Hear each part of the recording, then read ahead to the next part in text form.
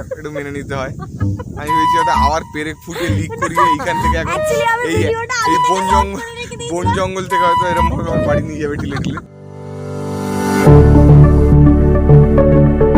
Hello বন্ধুরা, তোমরা কেমন আছো? আশা করছি তোমরা খুব ভালো আছো, আমিও খুব ভালো আছি। তো আজকের ব্লগটা কি নিয়ে জানো? আজকের ব্লগটা হলো ইয়াজদি অ্যাডভেঞ্চারের পুরো ডিটেলস তোমাদেরকে আজকে দিতে চলেছি। তোমরা এতদিন ধরে যেটা নিয়ে অপেক্ষা করছিলে, তো সেই ডিটেলসটা আজকে তোমাদের আমি দিয়ে দেবো। তো চলো ভিডিও স্টার্ট করা যাক। তোমাদেরকে রিভিউ দেওয়ার পালা। তো রিভিউটা আমি দেবো না, আজকে তোমাদের সাথে রিভিউ শেয়ার করছে আমার হাজবেন্ড। ট্যান ট্যান, যার গাড়ি সেই আজকে রিভিউ শেয়ার করবে। তো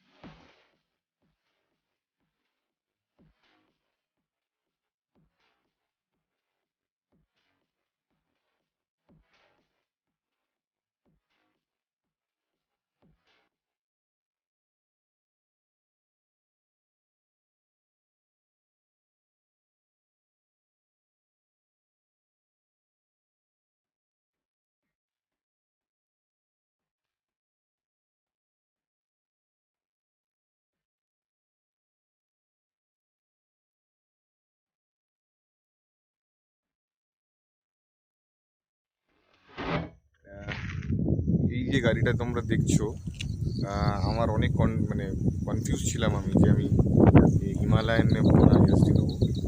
তো হ্যাঁ, ওর কাছে অনেক কোয়েশ্চেনও এসেছে যে কোনটা বেটার, হিমালয়ান বেটার না ইয়াজদি বেটার।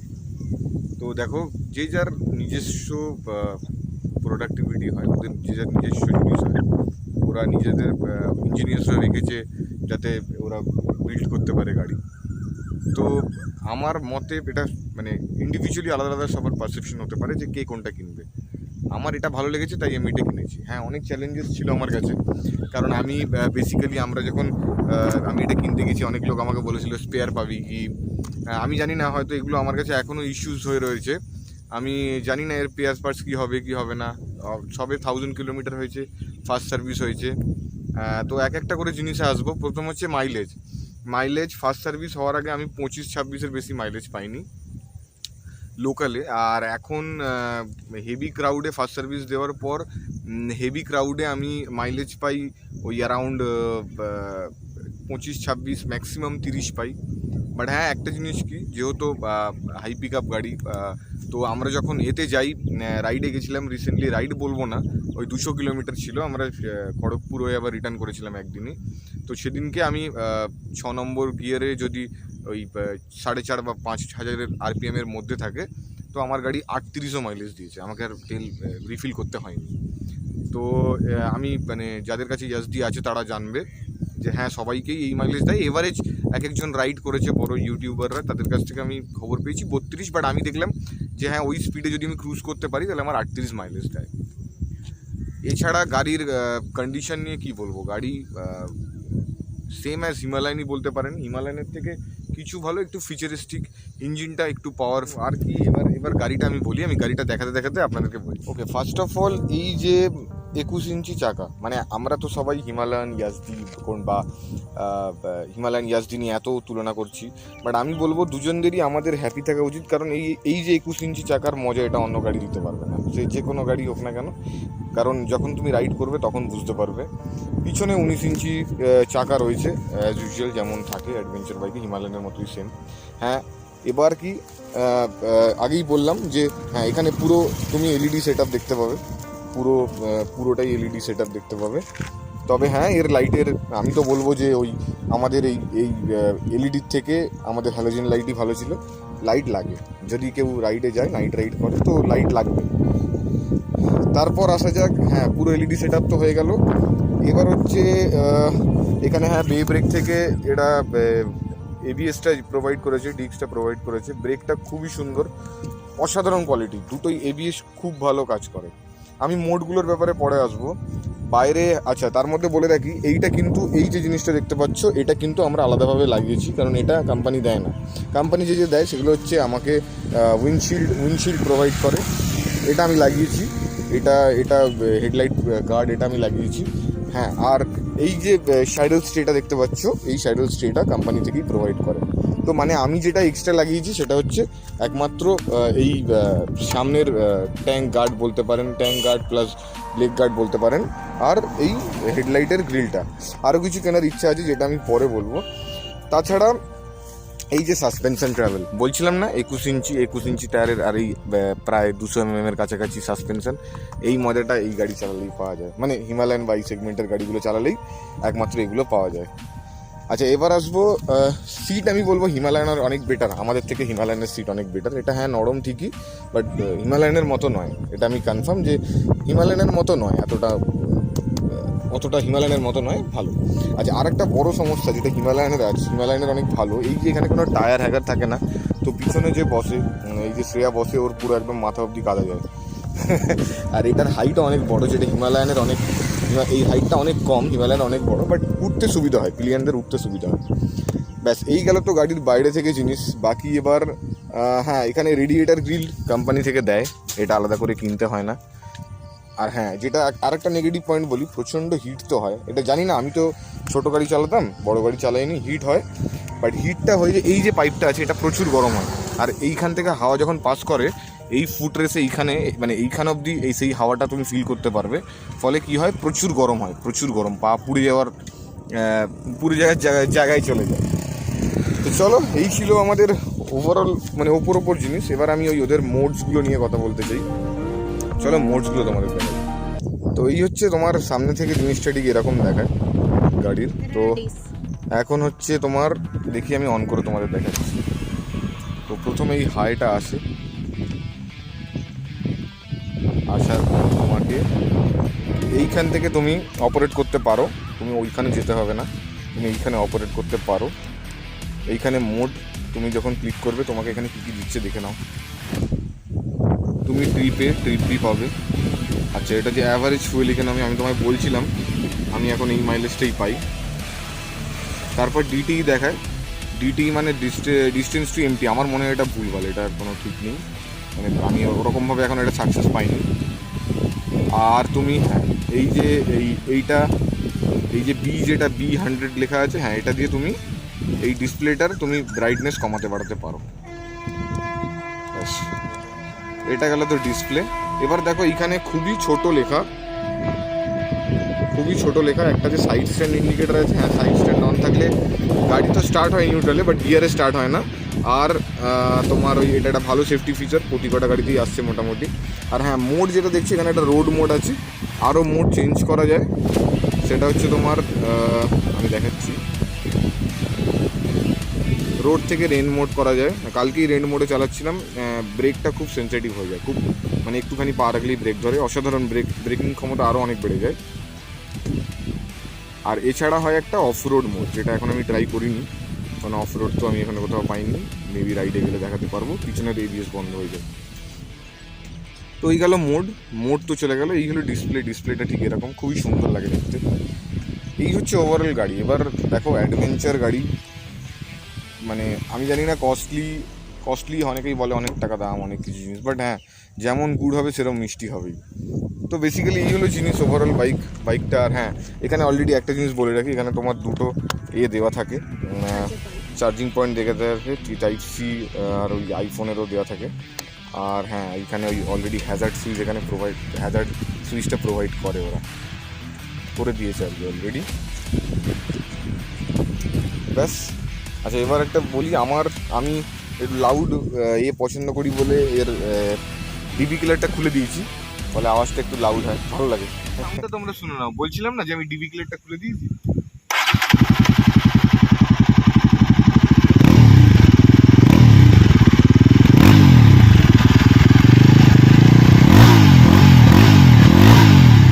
বাইক অনেক বড় বাইক ফিলিং, যখনই বাইক নিয়ে বেরোবে অনেকটা বড় মনে হয়।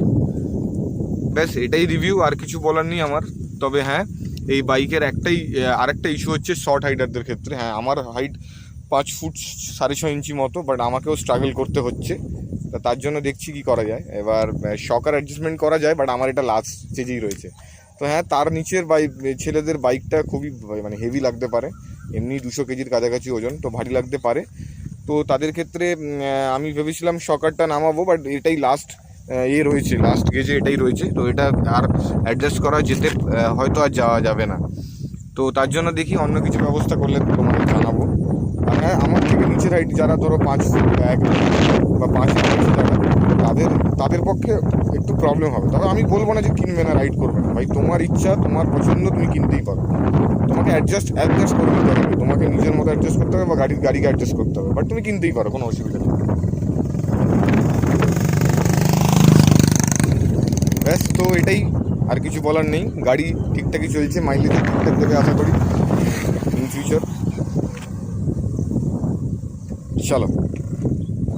বড় জিনিস বলতে না, ভুলে গেছিলাম, এটা মানে আমরা প্রচন্ড পরিমাণে সাফার করেছি। একটা বড় ইস্যু ছিল, সেটা হচ্ছে খুব বড় ইস্যু, এটা খুবই বড় ইস্যু, এটা তোমাদের জানাতেই হবে। হ্যাঁ, এটা আমি মানে বড় ডিসঅ্যাডভান্টেজ, যেটা হচ্ছে এই গাড়িটার কোনো রকম মেন স্ট্যান্ড নেই। যা আছে সিঙ্গেল স্ট্যান্ডের উপরেই থাকে গাড়িটা। আমি দেখাচ্ছি তোমাদের। তো এইটাই একমাত্র মেন সিঙ্গেল স্ট্যান্ড আছে। আমি জানি না মেন স্ট্যান্ড লাগানো যায় কিনা, আমি তো আফটার মার্কেট আমরা কিছু দেখিনি এখনো পর্যন্ত। আর এক্ষেত্রে কি হয়, যে যেসব গাড়িতে তো ওই মেন স্ট্যান্ড না থাকার কারণে যদি কখনো লিক হয়, তোমরা জানো যে এটা টিউবলেস টায়ার। হ্যাঁ, একটা সুবিধা কি, একটা সমস্যা কি, যে টিউবলেস টায়ার, টিউব থাকলে হাওয়া কম, মানে হাওয়া পড়ে না। তাও আমি ভয় প্রতিদিন মানে যখনই বেরোই হাওয়া দিয়েই বেরোই। কারণ হ্যাঁ, আমরা সেকেন্ড ব্রিজ থেকে আপ টু 2 কিলোমিটার গাড়িটাকে হাঁটি এনেছিলাম। একদিন পরিস্থিতি হয়েছিল, আমরা দুজনে ঠেলে নিয়ে এসেছি, সেটাও তোমাদেরকে আমি দেখাবো এই ভিডিওতে। সেটাও তোমাদের সাথে আমি শেয়ার করব কিভাবে আমরা কষ্ট করেছি, মানে ধারণার বাইরে এত বাজে। আমি ভিডিও করে রেখে দিয়েছিলাম অলরেডি। ও দেখ, আমি ভেবেছি মনে হয় আবার লিক করবে, একটু ভুলভাল বলে, তো যাই হোক আমার এটা একটু মেনে নিতে হয়। আমি ভেবেছি হয়তো আবার পেরেক ফুটে লিক করিয়ে এইখান থেকে এখন এই বন জঙ্গল থেকে হয়তো এরকম ভাবে আমার বাড়ি নিয়ে যাবে ঠেলে।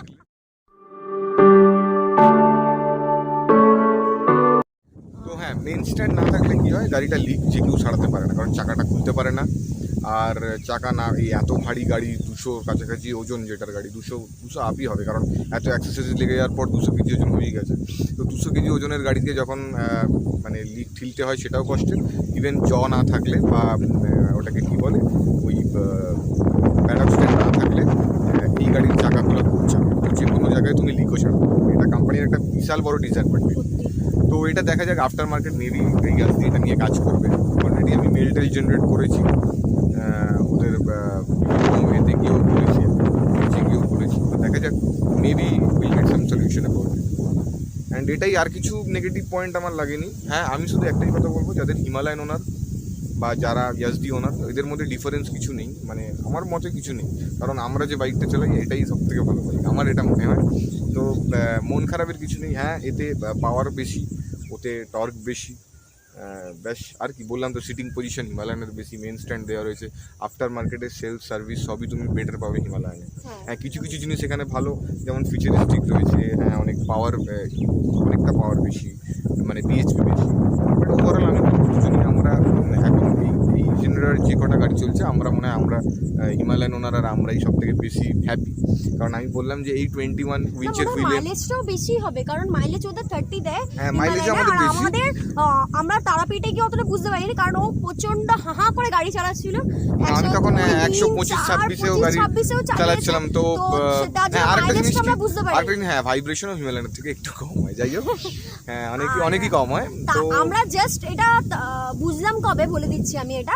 আমরা যেদিনকে আমরা খড়গপুর গেছিলাম, খড়গপুর রাইডে, তো সেখানে গিয়ে আমরা বুঝতে পারলাম যে যদি এটা আমরা 70-এ ধরে রেখে চালাতে পারি, তো আমাদের 38 পর্যন্ত মাইলেজ দিতে পারে।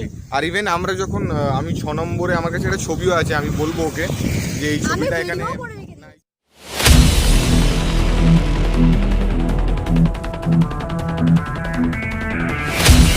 ওখানে পুট করে দিতে যে আমরা ওই 6 নম্বর গিয়ারে যখন 100 ক্রুজ করছি তখন 31-32 মাইলেজও হয়েছে আমার। তো হ্যাঁ, ওভারঅল এখনও একটা সার্ভিস সবে হয়েছে, আরও অনেক সার্ভিস বাকি আছে।